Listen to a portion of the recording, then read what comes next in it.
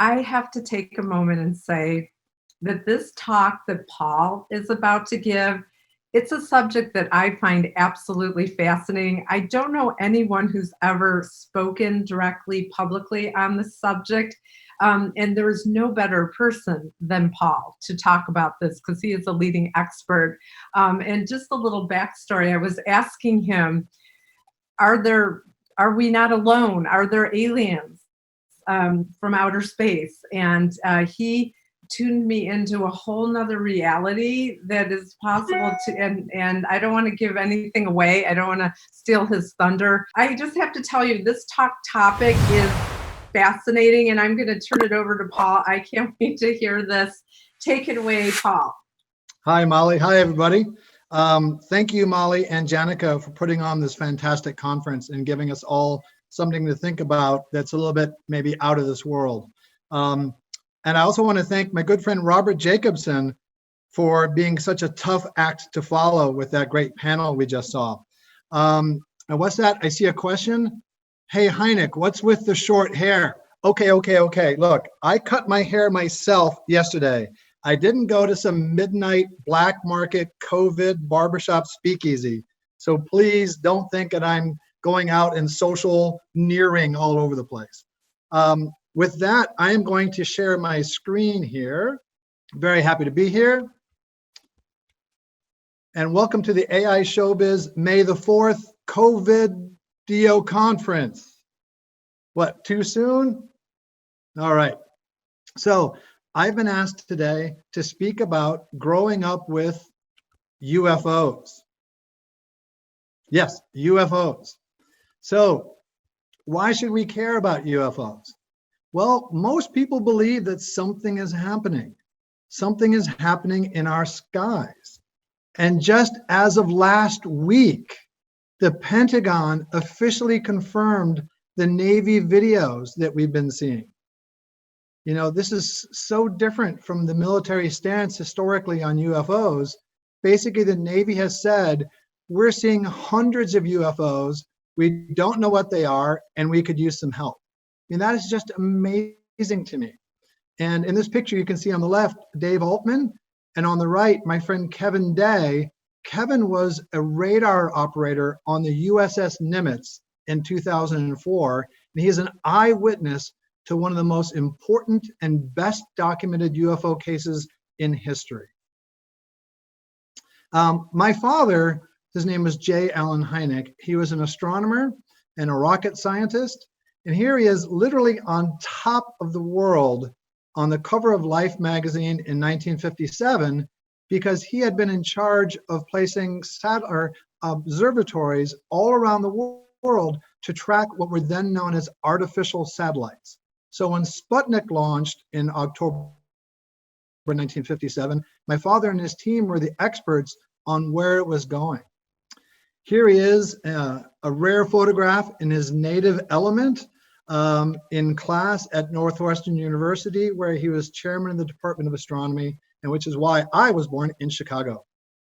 In 1973, our family and Neil Armstrong and his family spent 2 weeks together on an eclipse cruise going to Africa. And as a young son of an astronomer, there's nobody in the world you'd rather have met in the 1970s than Neil Armstrong. It was really a thrill of a lifetime. What my father was best known for, perhaps, was his work with the Air Force in studying UFOs. He was the scientific consultant to the Air Force's Project Blue Book for 20 years. And in that time, he underwent sort of a character arc, as you can say, from a confirmed skeptic who didn't think there was anything to UFOs besides post-war bunkum and hysteria, to someone not who believed in UFOs, because I don't think scientists traffic with the word believe, but rather he came to accept the accumulated weight of the data that showed that there really was something happening. So now we're going to start getting a little bit trippy in the presentation. So here's my father about to address the United Nations in 1973 as well. And here are my siblings. The talk is growing up with UFOs. I need to show the five of us kids. And that's me, the scrawny one, second from the left. Here's our backyard, and there's my brother Joel in the hole. We used to dig so many holes in the backyard, they put us on TV for all the things that we found. And Joel hooked up a pulley system powered by a lawnmower engine. And here's Joel building a jet engine in the backyard. Now, what's notable to me in this photo is if you look at the inset of my mom, me, and my brother Ross, we're not even looking because frankly, it just wasn't that interesting because there was always crazy things going on. I need to show something about my father's sense of humor. This crowd, you're probably familiar with the Van Allen belts, the radiation belts that circle the Earth. Well, I inherited a Van Allen belt from my father. Now, how could I say that, you ask? Because James Van Allen was a friend of my father, and he gave my dad one of his actual belts, which is now one of my proudest possessions. Okay, so also in 1973, a landmark year apparently, my father published the book UFO Experience. And this was based in large part upon his 20-year experience with Project Blue Book at the Air Force. And in this book, my father came out with this classification system for UFOs. He had the crucial insight that he wasn't studying UFOs, he was studying UFO reports. And he decided that as a scientist, he needed to have a classification system so that scientists around the world could compare cosmic apples to interstellar apples. So part of that was daylight disks and nocturnal lights, and then close encounters of the first, second, and third kind. Steven Spielberg read the book and was interested in UFOs, and so asked my father to use close encounters of the third kind, which is when you actually see an alien or an entity for the name of the movie. And my father said yes, and became the technical advisor for the movie. And here's a picture of him with Julia Phillips and Steven Spielberg on set. And he also had a cameo role in the movie, sporting his iconic pipe. I don't think we have time to show this, but if you search HYNEK and Spielberg, you can find this video of Steven Spielberg talking about the role that my father played on the movie. There's also a very interesting book called Close Encounters Man, which was published in 1918 by Mark O'Connell, very interesting biography of my father, and his work both in and out of UFOs. This shows my keen fashion sense. This is a shirt I found online a little while ago. Many of you may know of the show Project Blue Book, which is a show on TV now about my father's work with Project Blue Book and the Air Force. And it stars Aidan Gillen, aka Littlefinger from Game of Thrones, as my father. And just to dispel any doubts you may have, no, it's not super creepy at all to have the Game of Thrones supervillain play your TV dad. My brother Joel and I are both consultants on this show. So we read all the scripts and give input. I visited the set many times, and it's really a surreal experience, I've got to tell you. And this is at the premiere party for season 1. And I want you to take a look at Aidan's tie and think about that in the next clip I'm going to show you.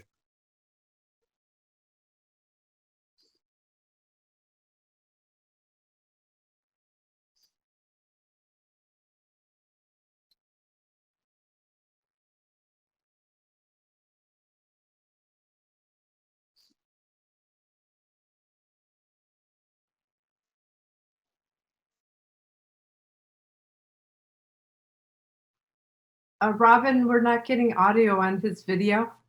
You're not getting audio? No. Yeah. Okay.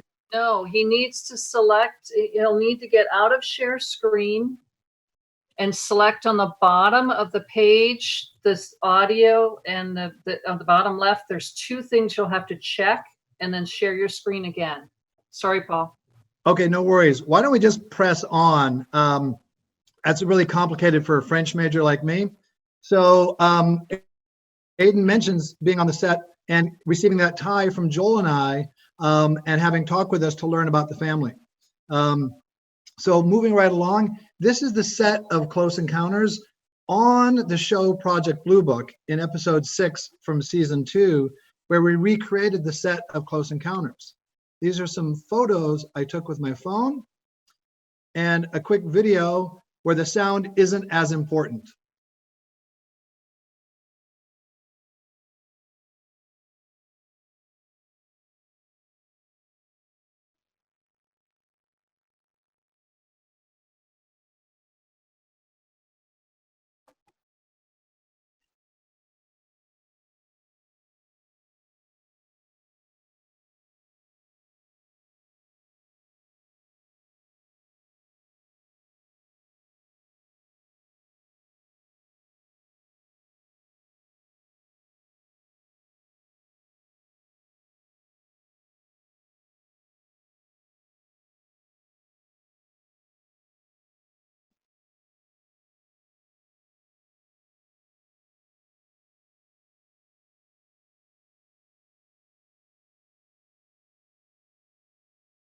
And here's how it looked in the monitors in the day.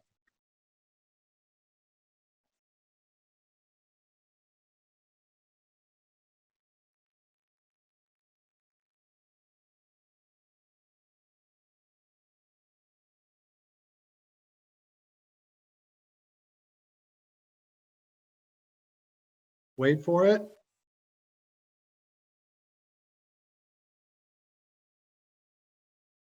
There it is.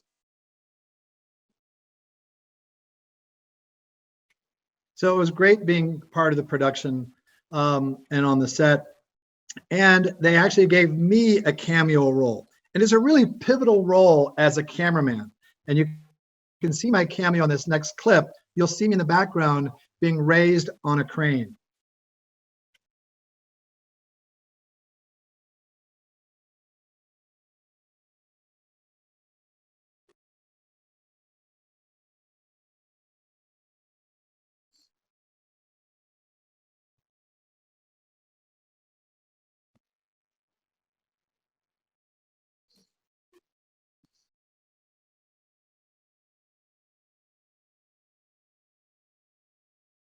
I feel like I'm killing it there.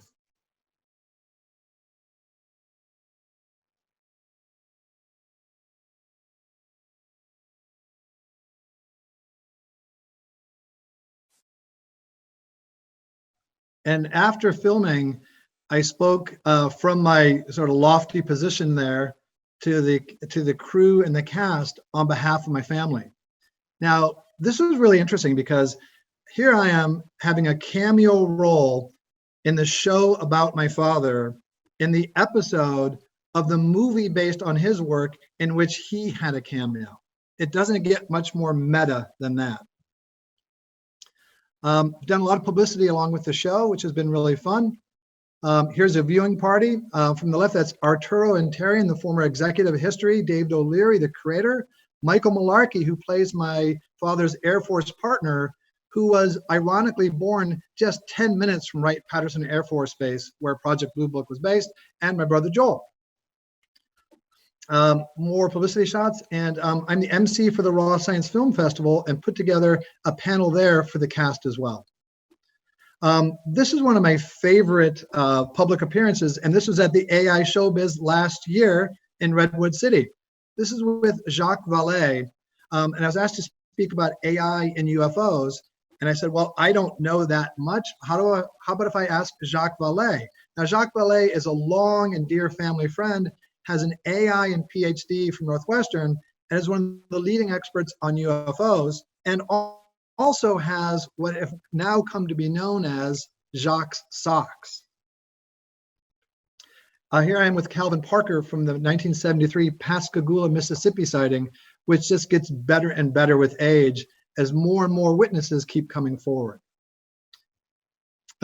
This is done by my friend Earl Gray at MUFON, and my friend John Morgan says that I look like a mystical alien wizard man. Thank you, John. I've been called a lot worse than that. Last November, I spoke in Spanish in northern Argentina about UFOs.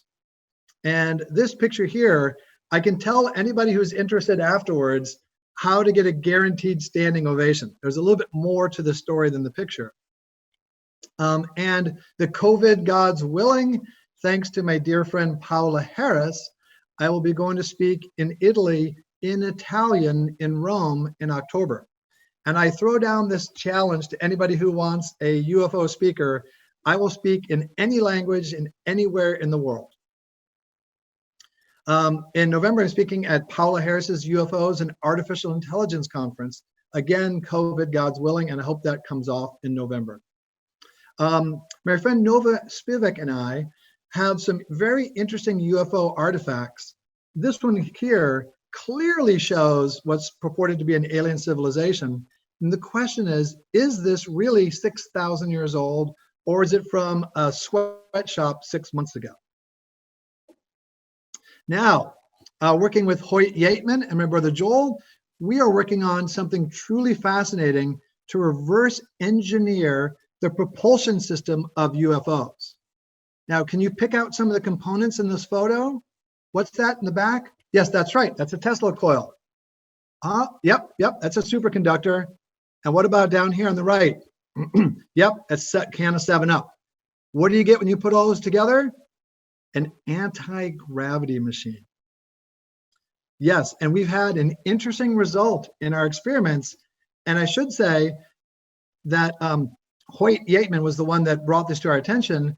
And we're following the research of Claude Poher, a fascinating astrophysicist in France, who's also active in the UFO scene. Now we're going to get even more trippy, folks, so I hope you're sitting down. So my father co-wrote a book with Jacques Vallée of Jacques Socks fame about UFOs, and in which they opined that the sort of knee-jerk popular conception of UFOs being, as what they used to be known, little green men or aliens from another planet, is perhaps not correct.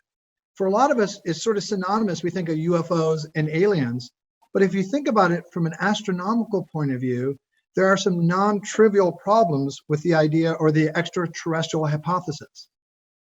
It's a vast distance that they have to fly or transport, kind of tweaking Einstein in the nose on the way. We have very sensitive instruments to detect objects entering and leaving our atmosphere, and we don't have the associated reports from those instruments that correspond with all the sightings that we have.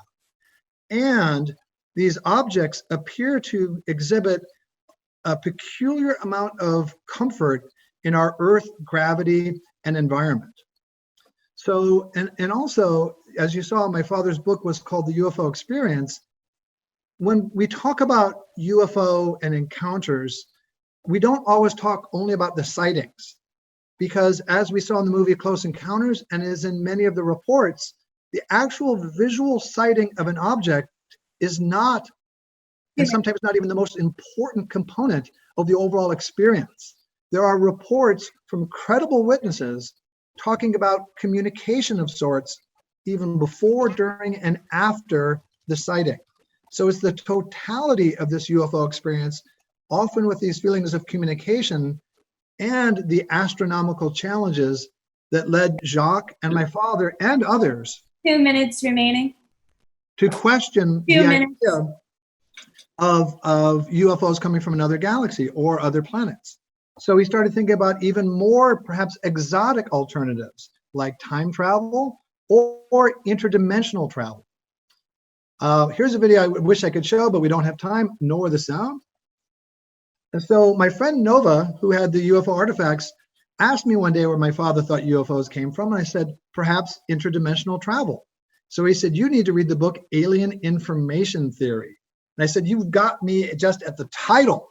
And what it's about is DMT, the most powerful psychedelic drug in the world, and the commonality and persistence of user experience reports where they feel that they're transported to another dimension that feels hyper real, and where there's this amazingly intelligent being or beings that you can communicate with. Now, of course, this can just be the trippy ramblings of people on a powerful drug, but there seems to be perhaps more to it, which in my mind mirrors the early days of UFO reports. So clearly, only in the interest of science, I started taking DMT to learn about what's going on there firsthand. And I went there, or I feel I went there, and I communicated with the intelligence there. After I got my sea legs, because it's a really overwhelming experience, I said, are you the intelligence that we perceive to be behind UFOs and aliens? And I felt this kind of rumbling, and the answer I got back was, Paul, we can't explain it in a way that you would understand. And I said, well, I understand no, so there's got to be some amount of yes in there. And then whoosh, I came back. So I need to go back there, and I really want to do research with Andrew Gallimore and Rick Strassman and others to see if we can't establish this bridge. The fact that it's super fun has nothing to do with it. Again, this is purely scientific research. So with that, I think we're running out of time. So I'll stop screen sharing, and thank you very much for your time. Paul, that was fascinating. You've interviewed an alien in a new dimension. I think that is a historic for our AI Showbiz Summit, having that spoken about. That was your family and the legacy that you're continuing. Absolutely fascinating. I want to thank you.